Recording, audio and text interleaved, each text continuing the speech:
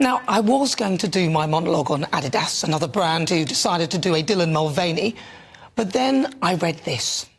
A theatre warns off whites. You can't have it both ways. Now, the Theatre Royal in Stratford East, that's in East London, have asked white visitors not to attend a performance of Tambo and Bones. Why? So that the audience can be free from the white gaze. I don't even know where to begin with this, and to be clear, if one of my guests were to say such a thing on air, I would personally demand an apology. In fact, I don't even think the phrase white gaze would be allowed on TV in the context that it's meant in this.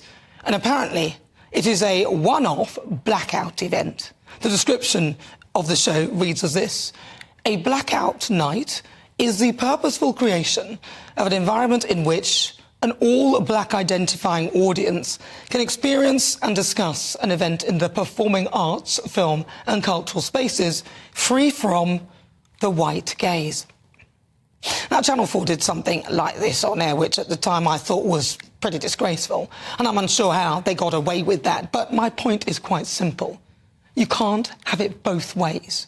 You can't complain about racism and then be a racist yourself, which is what this is. It's racist. I mean, let's imagine, if you will, a theatre performance that urged black people not to come.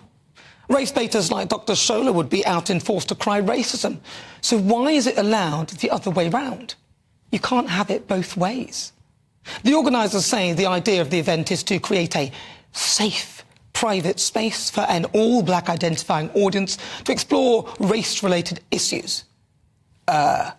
More like a pass to be racist. And although they claim no one is excluded, it's quite clear that if you don't identify as black, you won't be welcomed with open arms. Now, Festus Akinbuyose, PCC for Bedfordshire, said this: I would strongly urge the organisers to reconsider their decision in light of the message it sends and the precedent it sets. He went on to say, society is richer and stronger when an understanding of each other's stories is shared and heard. The blackout concept runs contrary to this education and enrichment ethos. Now, a viewer, Pearl, wrote to me this morning saying how angry she was after reading about this, and I'm inclined to agree with her. She said, after all the segregation black people suffered during apartheid, you would never think that they would want to go back to that part in history. And she's right. I certainly don't. But it seems some people are comfortable with what they're used to and continue to perpetuate it. If the purpose of this is to educate, then wouldn't it be better to include rather than exclude?